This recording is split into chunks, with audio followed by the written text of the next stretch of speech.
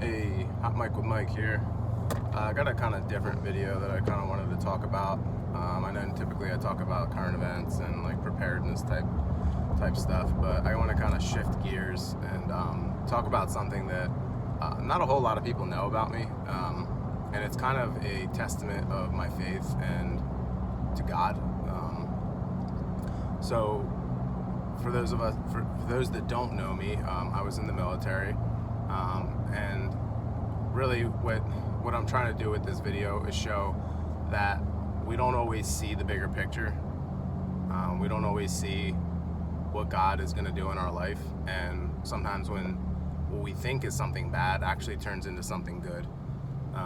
And to basically keep the faith, and if you truly are a believer in Christ, that you will always trust in Him no matter how bad things get. And in light of everything that's happening in the world and potentially what is going to get a lot worse, I think it's an important video to kind of share, because when things do get bad, you're really going to need to rely on God and believe that He's actually going to deliver you from anything that you're dealing with. So essentially, when I was in the military, that's where I ended up meeting my wife. And we were starting to get more serious, and we had we had a discussion that we felt like we could do better if we could take our skills and go back into the civilian sector and make money that way. Obviously, when you're in the military, you don't make a lot of money. It's more of a long-term thing that's going to basically long-term investment that's going to end up benefiting you rather than in the short term. And essentially what we decided was we were going to apply for this program within the Air Force. It's called the Palace Chase program.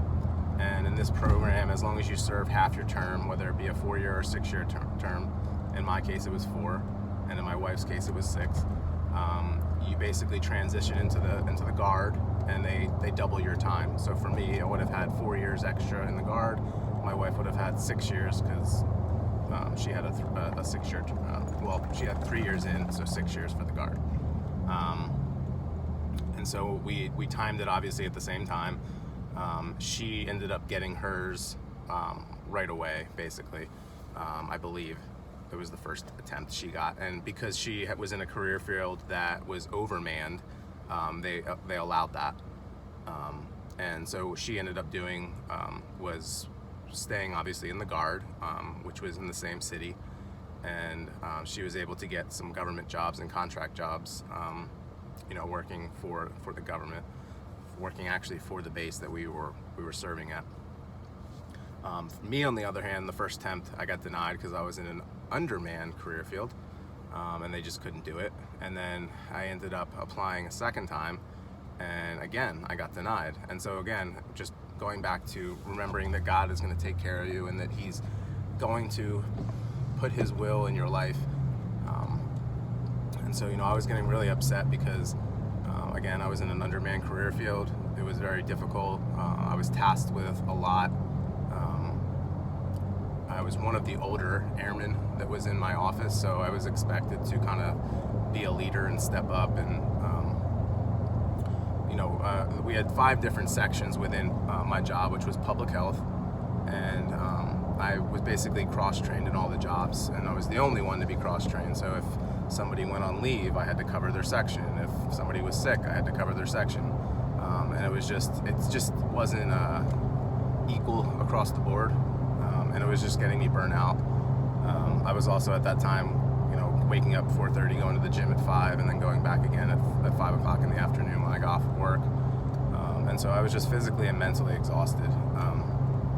And so I was getting really frustrated that, God was abandoning me, and He wasn't going to answer my prayers. And within a couple of months after getting denied for the second time, I basically ended up getting optic neuritis in my right eye. At the time, we didn't know it was that. I went to the eye doctor. They were telling me that my eye looks completely fine. They can't see anything. They don't understand why I can't basically see out of my right eye. And come to find out, after he went and talked to some other doctors, they determined that it was optic neuritis. Now, if you don't know, optic neuritis is the #1 precursor to diagnosing multiple sclerosis, which is what I ultimately ended up getting diagnosed with.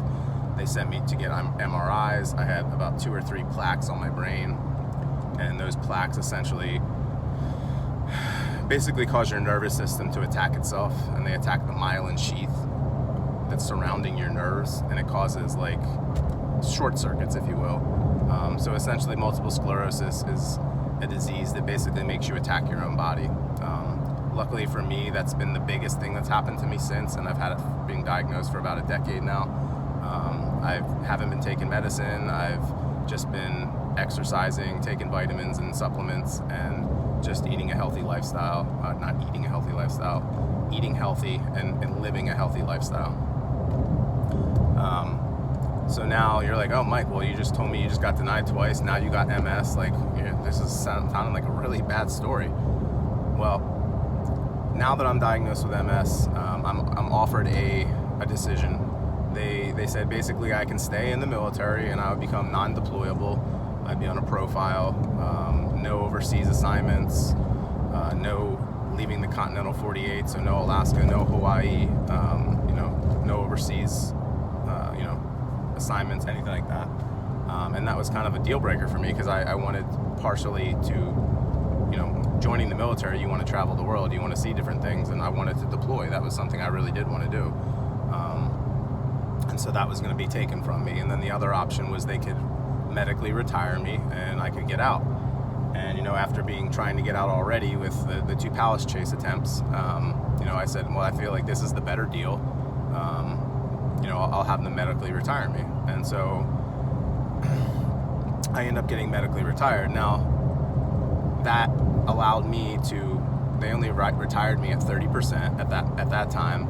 However, over the years, after applying for increases and stuff with the VA, I was able to get up to 100% VA disability. Now, that in itself is a massive win, and had I actually gotten approved for one of those palace chase attempts, I never would have gotten diagnosed while I was on active duty, and I would have probably not had my disability rating. So right there, that in itself was a giant blessing in disguise.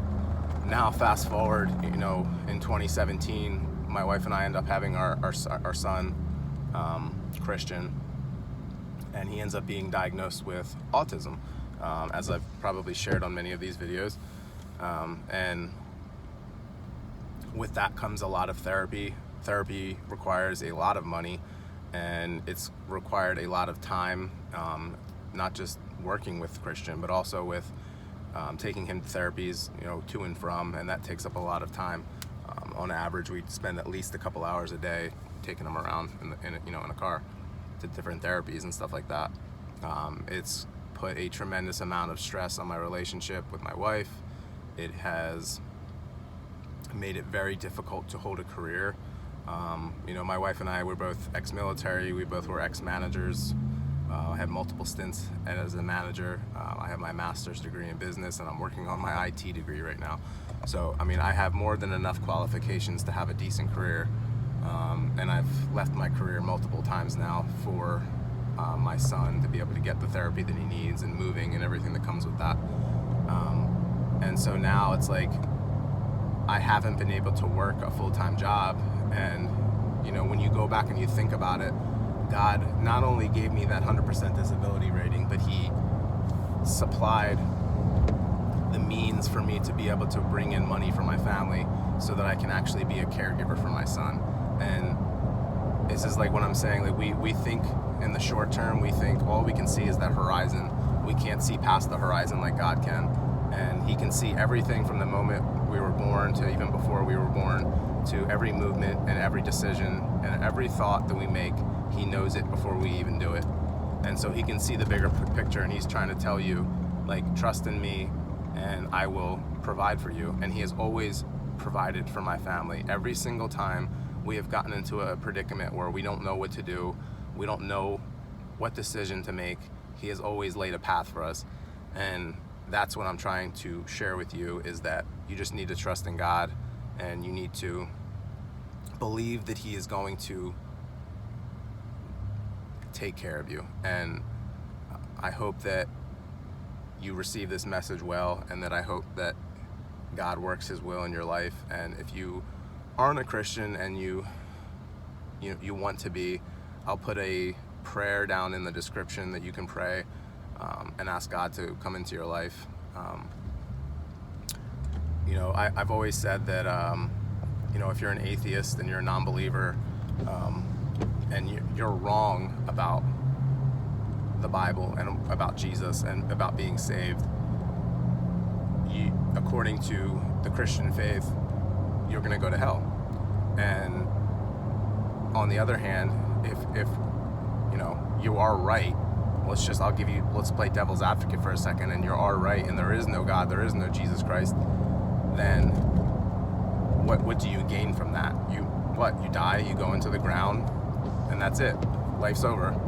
So I would just think about that, pray to God, ask Him what He wants you to do, and I hope that you give yourself to Jesus Christ, because we are living in very scary times, and as I've said, it's going to get worse, and Jesus is going to come like a thief in the night. So you can't just live your life thinking, oh well, I'm just going to have fun now, and in 20 years or so I'll give my life to God, and then I'll calm down, because you have no idea what's going to happen. You could get into a car accident, you could get shot, anything could happen, and you just have to have yourself ready,